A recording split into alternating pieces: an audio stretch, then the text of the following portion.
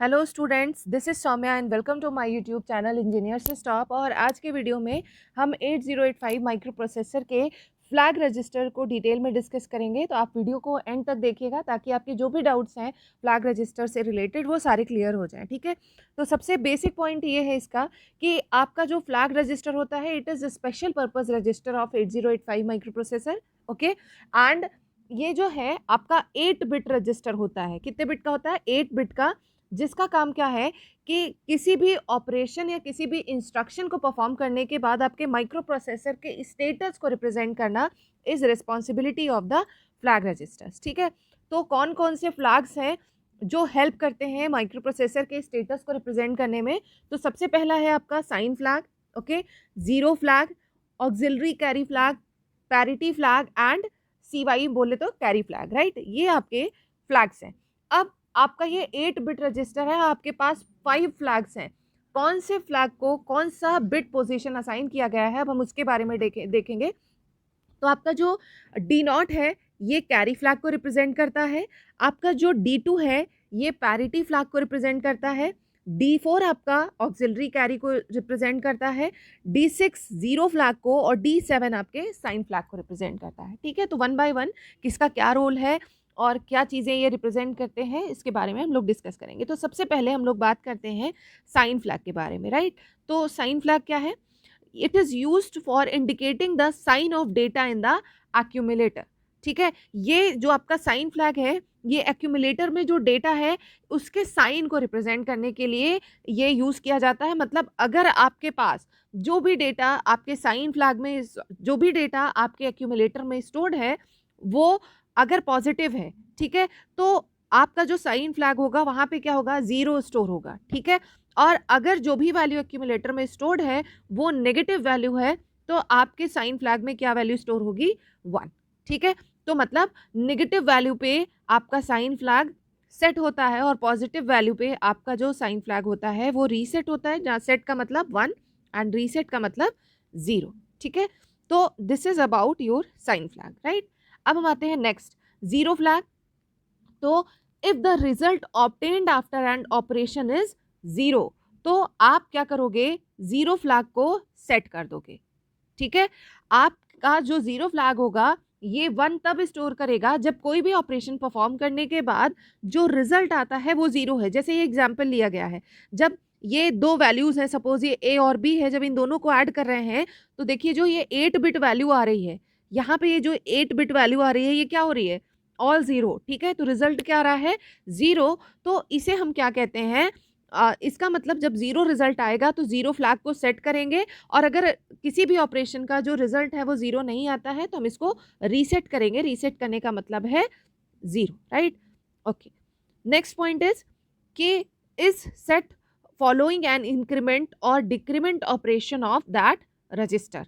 ठीक है, okay, next is carry flag. Carry flag क्या होता है कि अगर आप समेशन का ऑपरेशन परफॉर्म करते हैं, एडिशन परफॉर्म करते हैं और उस एडिशन के रिस्पॉन्स में या एडिशन के रिजल्ट में कैरी जनरेट होता है, ठीक है, तब आपका जो ये कैरी फ्लैग होगा, कैरी फ्लैग आपका क्या हो जाएगा? सेट हो जाएगा, मतलब 1 वैल्यू स्टोर करेगा। And same in case of the difference, जब भी आप सब्ट्रैक्शन परफॉर्म करते हैं और यहाँ पे अगर बोरो जनरेट होता है, बाइनरी सब्ट्रैक्शन आपको पता होगा, अगर बाइनरी सब्ट्रैक्शन करते टाइम आपके पास बोरो जनरेट होता है, बोरो लेना पड़ता है, बोरो आता है, तो उस केस में आपको कैरी फ्लैग को क्या करना होगा? सेट करना होगा। ठीक है, तो कैरी फ्लैग आपका एडिशन के केस में भी मॉडिफाई होगा और डिफरेंस के केस में या सब्ट्रैक्शन के केस में भी मॉडिफाई होगा। कैरी जनरेट हुआ या बोरो आया तो उस केस में ये सेट रहेगा और अगर कैरी या बोरो नहीं आ रहा है तो उस केस में ये रीसेट हो जाएगा। ठीक है, तो ये आपका हो गया कैरी फ्लैग। चलिए आते हैं हम नेक्स्ट उस पे, auxiliary carry flag is set if there is a carry out of bit 3। देखिए आपका जो ये ऑक्सिलरी कैरी है ये क्या है? आपका जो ऑपरेशन परफॉर्म होता है वो 8 बिट डेटा पे परफॉर्म होता है, D0, D1, D2, D3, D4, D5, D6 and D7। और सपोज ये हमारा एक नंबर है A और दूसरा नंबर है Y0, Y1, Y2, Y3, Y4, Y5, Y6 and Y7। इन दोनों को सपोज हमें ऐड करना है। ठीक है, अगर इस एडिशन में, ठीक है, जब हम D3 और Y3 को ऐड करेंगे, ध्यान से समझिएगा, जब D3 एंड Y3 को ऐड करेंगे, मतलब जो आपकी ये फोर्थ बिट है इधर से, ठीक है, जब फोर्थ बिट को ऐड करने पे अगर यहाँ से कैरी जनरेट होता है, ठीक है, मतलब D3 और Y3 को ऐड करने पे अगर कैरी जनरेट होता है तो आपका जो ऑक्सिलरी कैरी फ्लैग है वो सेट होगा, अदरवाइज ये रीसेट होगा। मतलब यहाँ पे क्या कंसेप्ट है, आपका 4 बिट मिलके एक निबल बनाता है, ठीक है, 8 बिट से बाइट बनता है और 4 बिट के कॉम्बिनेशन से निबल बनता है। जब आप निबल का एडिशन करते हैं तो जब अगर वहां से कैरी जनरेट होगा, मतलब D3 दो नंबर्स के जब फोर्थ बिट को,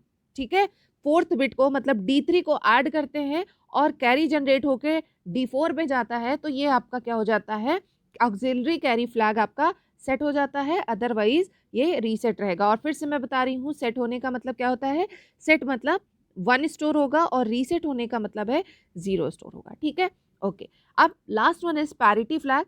तो पैरिटी फ्लैग कब आपका 1 होगा, इफ पैरिटी इज इवन। देखिए, जैसे अगर आपने कोई भी ऑपरेशन परफॉर्म किया, ठीक है, और रिजल्ट में ऐसे आया 1 0 1 1 0 0 1 1 0, ठीक है। अच्छा, अब इसमें आपको क्या काउंट करना है, नंबर ऑफ वंस को काउंट करना है, ठीक है।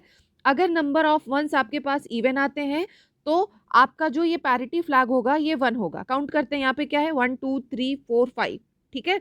अगर यहाँ पे क्या है, नंबर ऑफ वंस कितने हैं, 5 हैं, तो कैसा नंबर है ये, ऑड है, ठीक है। ऑड होने पे आपके पैरिटी फ्लैग में 0 स्टोर होगा।